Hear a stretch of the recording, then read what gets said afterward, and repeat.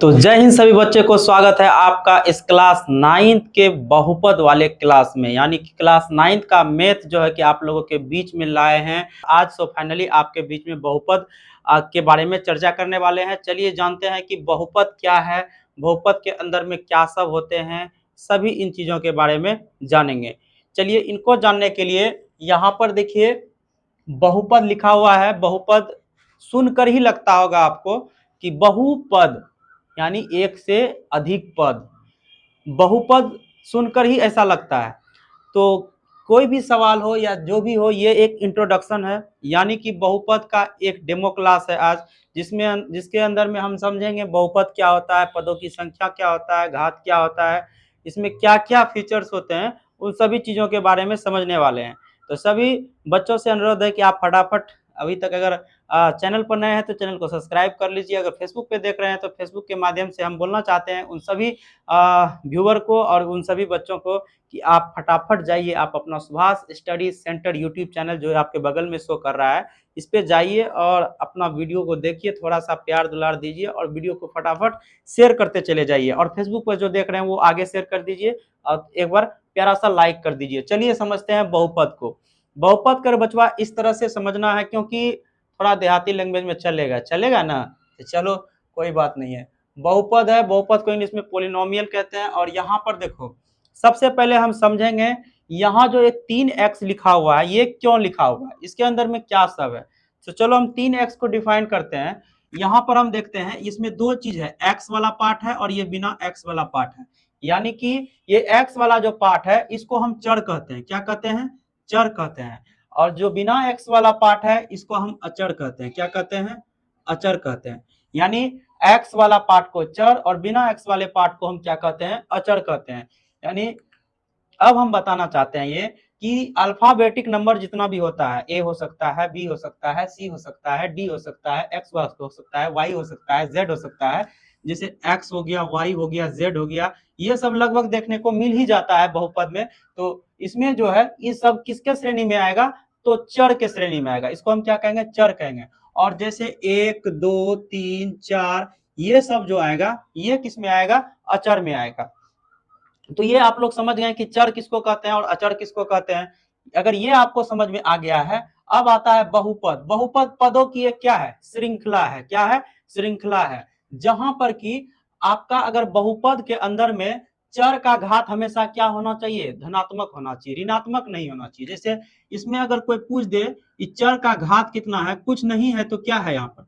1 है। तो वो क्या होना चाहिए? ये जो पावर होना चाहिए, घात जो होना चाहिए, वो ऋणात्मक नहीं होकर के धनात्मक होना चाहिए। चलिए अगर आप ये समझ गए हैं तो चलिए आगे हम समझते हैं बहुपद कैसा हो सकता है। 3x प्लस 2 ये भी एक प्रकार का क्या है? बहुपद है। 2x square, 2x square, 3x plus 4 ये भी क्या है? एक प्रकार का बहुपद है। अगर ये भी लिखता है कोई 5x cube plus 3x square plus 4x plus 3, देखना रे बाबू, हमको थोड़ा हिंदी इंग्लिश में कंफ्यूजन हो जाता है, इसीलिए हम दोनों मिक्स करके बोलते हैं। वैसे में देहाती बच्चा सब समझ ही जाएगा। चलो ये सब क्या है? ये सब बहुपद का एग्जाम्पल है। अब हम इसके जस्ट जब जाएंगे आगे, यहाँ पर देखते हैं पदों के संख्या के आधार पर बहुपद के पदों के संख्या के आधार पर बहुपद के प्रकार क्या क्या हो सकता है? एक पदी, द्विपदी और त्रिपदी। पदों की संख्या के आधार पर एक पदी, जैसे कि हम कहते हैं 2x, 3x, ये अलग अलग है। तो ये सब क्या हुआ? एक पदी बहुपद हुआ। क्या हुआ? एक पदी बहुपद हुआ। जो अभी तक वीडियो को शेयर नहीं किए हैं, वीडियो को शेयर कर दीजिए और वीडियो को लाइक कर दीजिए। अभी तक चैनल में नहीं जुड़े हैं तो जाइए सुभाष स्टडी सेंटर, कोई फेसबुक पे देख रहे हैं तो वहां से आप यूट्यूब चैनल पे जाइए और वहां पर फटाफट सब्सक्राइब कर दीजिए। चलिए फिर समझते हैं। यहाँ पर जो है 2x और 3x ये क्या है? एक पदी बहुपद है। कैसा है? एक पदी बहुपद है। और ये जो है इसमें देखिए तो 2x प्लस 3, अगर ऐसा कुछ लिखा हुआ है, इसमें देखिए पदों की संख्या कितनी है? 2 है। 1 2 पदों की संख्या कितनी है? 2, तो इसको क्या कहेंगे? द्विपदी। और इसमें कितना था? 1, तो इसको क्या कहेंगे? एक पदी। उसी तरह से इसमें देखिए 2x square plus 3x plus 2, इसको हम क्या कहेंगे? त्रिपदी। कैसे कहेंगे? एक पद, दो पद, तीन पद, यानी कि अलग अलग जो पद है उसको काउंटिंग करेंगे और वो ही कहलाएगा उसका पदों की संख्या। अगर एक रहा तो एक पदी, दो रहा तो द्विपदी और तीन रहा तो त्रिपदी। इसको समझना बहुत ही आसान है, जितना इजी है समझने में बहुत ही बेटर ये बहुपद का क्लास होने वाला है, क्योंकि इसको समझने के लिए जो बच्चा थोड़ा सा माइंडली होगा फटाफट समझेगा। चलिए एक बार फिर से रिपीट कर देते हैं। एक्स वाई जेड यानी अल्फाबेटिक नंबर जो भी रहेगा उसमें क्या होगा, चर होगा, और जो अल्फाबेटिक नंबर नहीं है 1 2 3 4 ये सब क्या है, अचर है। और बहुपद में जो है कि चर और अचर दोनों का कॉम्बिनेशन रहता है, यानी दोनों मिला हुआ रहता है। बहुपद में जो है कि हमेशा जो है एक्स का यानी चर का जो घात होता है, ये चर का जो घात होता है हमेशा क्या होता है, पॉजिटिव होता है। ठीक, जिसमें पदों की संख्या एक हो उसे एक पदी कहते हैं, जिसमें दो उसे द्विपदी कहते हैं, और जिसमें तीन हो त्रिपदी कहते हैं। चलिए अब इसके नेक्स्ट वाला पार्ट को समझते हैं, किस तरह से उसमें बताया गया को समझते हैं। नेक्स्ट टॉपिक में क्या है यहाँ पर देखिए, तो पहले आप समझ चुके हैं कि इसमें चर है, अचर है, और ये जो है अचर संख्या का गुणांक भी कहलाता है। अब नेक्स्ट टॉपिक जो हम पढ़ने वाले हैं, बहुपद का घात। बहुपद के अंदर में घात क्या होता है। अब घात को समझने के लिए चलिए हम कोई बहुपद ले लेते हैं। मान चलिए कि एक बहुपद ले लिए 2x+1, ये क्या है, ये भी एक प्रकार का बहुपद है। अब चलिए तो आप लोग से एक क्वेश्चन करते हैं, इसमें बताइए तो पदों की संख्या कितनी है, कितनी है पदों की संख्या, 1 2, कितना है 2, तो ये कौन सा बहुपद है, द्विपदी। अब इसमें हम पदों की संख्या तो सीख गए हैं, इसके पिछले वाले एपिसोड पदों की संख्या निकालने के लिए तो हम सीख गए हैं। अब हम यहाँ पर घातों की संख्या निकालेंगे। क्या निकालेंगे, घातों की संख्या। तो घात हमेशा किस में देखा जाता है, चर के अंदर में देखा जाता है। ये जो चर है इसके ऊपर कुछ नहीं है, तो पावर क्या है, 1 है। इसका मतलब इसमें घातों की संख्या कितनी है, 1। यानी कि चरों की जो अधिकतम घात होगी, यानी बहुपद के अंदर में जितने भी चर होंगे सबसे अधिकतम घात जिस चर का होगा वही उसका क्या कहलाएगा, घात कहलाएगा। सबसे अधिक पावर, चरों की सबसे अधिकतम पावर उसका क्या कहलाएगा, घात कहलाएगा। तो इसमें देखिए तो सबसे अधिकतम पावर चर का क्या है, 1 है। चलिए अब उसी तरह से हम यहाँ पर एक बहुपद लेते हैं 2x² + 3x+4। अब हम आपसे पूछते हैं इसमें पदों की संख्या कितनी है, 1 2 3, तो कितना पद है, 3, तो कौन सा बहुपद, त्रिपदी बहुपद। और अगर हम आपको घातों की संख्या पूछ ले, अब तो भैया आप कहिएगा कि यहाँ पर 3x भी है, यहाँ पर 2x² भी है, यानी चर तो ये इसमें भी चर है, इसमें भी चर है। अब हम बताएं तो बताएं कैसे, कंफ्यूजन तो आपको होता ही होगा। चलिए कंफ्यूजन नहीं लेना है, यहाँ पर कुछ नहीं होने वाला है। बस एक ही बात को हमेशा ध्यान में याद रखना है, कितना भी बड़ा बहुपद क्यों ना हो, उस बहुपद में चरों की अधिकतम पावर यानी अधिकतम जो इसका घात होगा उसी के अनुसार से हम डिसाइड करेंगे कि ये कौन सा बहुपद है। अगर इसमें पावर 1 था तो पावर 1 वाले को हम रेखीय बहुपद कहते हैं। क्या कहते हैं, रेखीय। अब इसमें देखते हैं इसमें कौन सा पावर सबसे अधिकतम चर का घात है, वही खोजने वाले हैं। तो इसमें 1 है और इसमें 2 है, तो इस बहुपद के अंदर में चर का सबसे अधिकतम घात क्या है, 2 है। जब चर का सबसे अधिकतम घात 2 हो तब हम उसको क्या कहेंगे, द्विघात बहुपद। क्या कहेंगे, द्विघात बहुपद। तो ये कौन सा बहुपद है, द्विघात बहुपद। अभी तो 9th में इसका इंट्रोडक्शन है, जब आप 10th में जाइएगा तो यहाँ पर द्विघात समीकरण कहलाता है, वहां पर द्विघात समीकरण पढ़ना है। और ये जो जिसका एक घात था उसको हम क्या कहेंगे, रेखीय। क्या कहेंगे, रेखीय बहुपद। चलिए अब उसी तरह से एक नेक्स्ट एग्जांपल को ले लेते हैं, 3x⁻³ यानी 3x³ + 4x² + 5x+6। देखिए अब इसमें अगर आपको पूछ दे कि पदों की संख्या कितनी है, आपको तो सिंपल बताया बहुपद के अंदर में कितना पद है, गिन लेंगे 1 2 3 4, पदों की संख्या 4 है, तो ये चतुर्थ बहुपद हो गया। अब इसमें घातों की संख्या हम पढ़ रहे हैं, तो चलिए देखते हैं। इसमें पावर 1 है यानी इसका पावर 1 है, इसका पावर 2 है और इसका पावर 3 है। घात को ही इंग्लिश में क्या कहते हैं, पावर कहते हैं। तो इसमें 2 है, इसमें 3 है, इसमें 2 है और इसमें 1 है। तो हम क्या बोले हैं आपको बाबू, याद कैसे रखना है कि कौन सा बहुपद है, कैसे याद रखना है। तो बहुपद के अंदर में सबसे चर का जो होता है सबसे अधिकतम घात जो होगा वही उसका क्या कहलाएगा, बहुपद को पहचानने का नियम।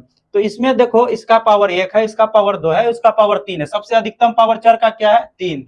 तो इसको हम त्रिघात बहुपद कहेंगे। क्या कहेंगे, त्रिघात बहुपद। क्या कहेंगे, त्रिघात बहुपद। उसी तरह अगर पावर 4 रहे तो चतुर्थ घात बहुपद, पावर 5 रहे तो पंचघात बहुपद। प्रायः देखा गया है कि बहुपद के अंदर में मुख्य रूप से 3 ही प्रकार को देखा जाता है, रेखीय बहुपद, द्विघात बहुपद, त्रिघात बहुपद। होने का तो 10 घात तक भी हो सकता है, उसमें कोई दुराई का बात नहीं है, लेकिन प्राय आपको याद रखना है कि मुख्य रूप से घातों के आधार पर बहुपद के 3 प्रकार होते हैं, एक घात, द्विघात और त्रिघात। एक घात वाले को रेखीय बहुपद, द्विघात वाले को द्विघात बहुपद और त्रिघात वाले को तीन घात वाले को त्रिघात बहुपद। आपसे अगर कोई सवाल करता है कि आपको कोई पूछ देता है कि द्विघात बहुपद किसे कहते हैं, तो आप उसको किस तरह से डिफाइन करेंगे, किस तरह से परिभाषा बनाएंगे? बहुत ही सिंपल है, आपको रटने का कोई जरूरत ही नहीं है। जिस बहुपद में घातों की संख्या 1 हो उसे रैखिक बहुपद कहते हैं, जिसमें घातों की संख्या 2 हो उसे द्विघात बहुपद कहते हैं, और जिस बहुपद में घातों की संख्या 3 हो उसे क्या कहते हैं? त्रिघात बहुपद कहते हैं। ये तो आपको याद हो गया होगा। उसी तरह अगर आपको पदों की संख्या पूछ ले कि एक पदी किसे कहते हैं, द्विपदी किसे कहते हैं, त्रिपदी किसे कहते हैं, तो उसको भी आप बहुत ही आसानी तरीके से बता सकते हैं।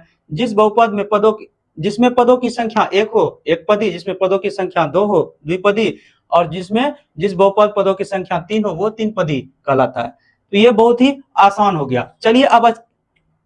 चलिए अब इसके नेक्स्ट वाले पार्ट को हम पढ़ते हैं। चलिए इस पार्ट को समझने का प्रयास करते हैं। इस पार्ट के अंदर में बहुत ही बेहतरीन चीज को बताया गया है, क्योंकि एक एक पॉइंट यानी थ्योरी जो होता है, किसी भी सिलेबस का थ्योरी अगर आप बढ़िया से पढ़ लेते हैं तो आगे चल करके आपको कहीं भी प्रॉब्लम होने वाला नहीं है। तो चलिए इसमें हम थ्योरी को समझते हैं। इसमें क्या कह रहा है? बहुपद का शून्यांक या मूल्य।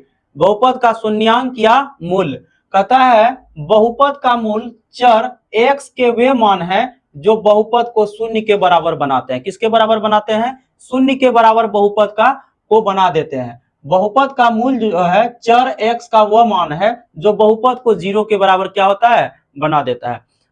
एग्जाम्पल के लिए हम समझते हैं, एग्जाम्पल के लिए हम एक रैखिक बहुपद लिए हैं और इसका अगर हमको शून्यांक निकालना हो तो इसके बराबर हम क्या करेंगे? 0 लेंगे। क्या करेंगे?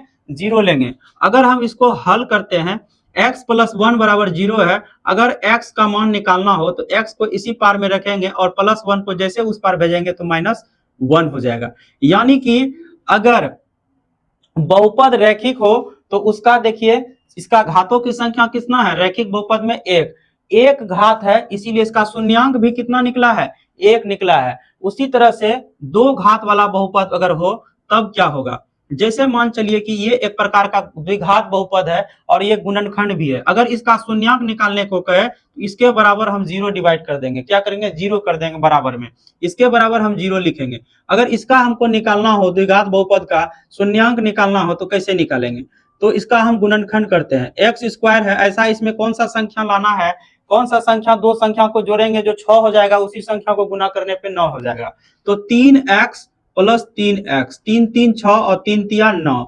जब भी गुणनखंड बनाते हैं तो फर्स्ट और लास्ट को गुना करते हैं। तो 3 3 3 6x, 3 तिया 9x स्क्वायर, यानी कि यहाँ पर 9 होगा, बराबर में 0 लेते हैं। अब देखिए या तो आप यहाँ पर या का चिन्ह दे दीजिए या एम्प्लाइज का दे दीजिए। अब हमको क्या लेना है? कॉमन लेना है। तो कॉमन क्या चीज होता है? कॉमन वो चीज होता है जो चीज हमारे पास में है वही चीज आपके पड़ोसी के पास में है, यानी जो चीज आपके पास में है वही चीज आपके पड़ोसी के पास में है, और दोनों एक एक चीज को दान करते हैं। यानी अगर वो x दिया है तो आपके पास भी x है तो आप वही दीजिए। तो इसमें वही चीज देखना है, इसके अंदर में x है, इसके अंदर में x का घात कितना है? 2 है। तो एक बेचारे को के पास में एक ही x है तो ये एक ही x दे सकता है, तो ये एक x को दे दिया और ये भी एक x को डोनेट कर दिया, तो इसके पास में एगो x बच गया, प्लस यहाँ पर क्या बचा? 3 बचा। ये दोनों में तो कॉमन आ गया। अब इस दोनों के बीच में कॉमन आएगा। देखिए यहाँ पर ध्यान दीजिए, इसमें x है, इसमें x नहीं है। इसके अंदर में 3 है लेकिन इसके पास भी 3 है, दिख नहीं रहा है। 3 गुना 3 कर दीजिए, क्या है? 2 3 है इसके पास में। अगर आप प्लस 3 को निकाल लेते हैं तो यहाँ पर x बच जाएगा, प्लस हो जाएगा, 1 3 निकलेगा तो 1 3 बच जाएगा, बराबर में 0 हो जाएगा। थोड़ा सा गौर कीजिएगा। अब यहाँ पर हमको कॉमन लेना है, यहाँ भी x प्लस 3 है, यहाँ भी x प्लस 3 है, एक x प्लस 3 को हम बाहर निकाल लेते हैं और यहाँ पर x बच गया, यहाँ पर यहाँ पर प्लस 3 बच गया, यहाँ पर भी x प्लस 3 हो गया, इसके बराबर 0 हो गया। अब इसका हम शून्यांक को अगर जब निकालते हैं तो कैसे निकालेंगे? एक बार x प्लस 3 बराबर 0 रख के देखते हैं, x बराबर क्या आता है? -3 आता है। ठीक है, वहीं पर फिर यहाँ पर x प्लस 3 इसके बराबर भी 0 रखते हैं तो x बराबर -3 आता है। यानी कहने का मतलब मेरा ये है कि हम कैसे पहचानेंगे कि कौन सा बहुपद के अंदर में कितना शून्यांक होगा और कितना घात का बहुपद। जैसे कि मान चलिए ये एक घात का बहुपद था, इसके अंदर में एक ही शून्यांक था। अगर 2 घात का बहुपद लिए तो शून्यांकों की संख्या कितना होगा? 2 हुआ। वही आपको समझाने का प्रयास करते थे। अगर रेखीय बहुपद है, इसमें घातों की संख्या 1 होती है तो शून्यांक का संख्या भी क्या होगा? 1 ही होगा। द्विघात बहुपद है, इसमें अगर घातों की संख्या 2 है तो इसका भी शून्यांक कितना होगा 2। त्रिघात में 3 है, इसका शून्यांक कितना होगा 3। इसी तरह से आगे जब बढ़ेगा उसका शून्यांकों की संख्या बढ़ता ही चले जाएगा। चलिए यहाँ तक इसका बेसिक जो समझे हैं उसको आप याद कीजिएगा थोड़ा सा, और जहां भी गलती हमसे हुआ होगा इस पार्ट को बताने में, क्योंकि फर्स्ट बार बोर्ड पे आने का एक्सपीरियंस है, वो भी क्लास 9th का, तो आप कमेंट सेक्शन में जरूर हमको बताइएगा कि हाँ सर यहाँ पर गलती है, तो उसको हम सुधार करने का भी प्रयास करेंगे, क्योंकि गलतियां इंसान से ही होती है। धीरे धीरे सब कुछ मजबूत हो जाएगा, क्योंकि फर्स्ट टाइम अगर कोई आकर के इस तरह से आपको समझाता है, अगर कहीं पर थोड़ा सा त्रुटि भी हो जाता है तो इसमें आपको सपोर्ट करना है। ठीक है, तो चलिए मिलते हैं नेक्स्ट क्लास में। इंट्रोडक्शन अभी खत्म नहीं हुआ है, बहुपद का परिचय अभी भी बाकी है। अब दूसरा परिचय क्लास लाएंगे, उसमें बताएंगे, क्योंकि क्लास लंबा हो जाएगा, आप बोर भी हो जाएंगे। चलिए मिलते हैं नेक्स्ट क्लास में, तब तक के लिए वीडियो को बहुत अच्छे से आप लोग शेयर कर दीजिए। मिलते हैं।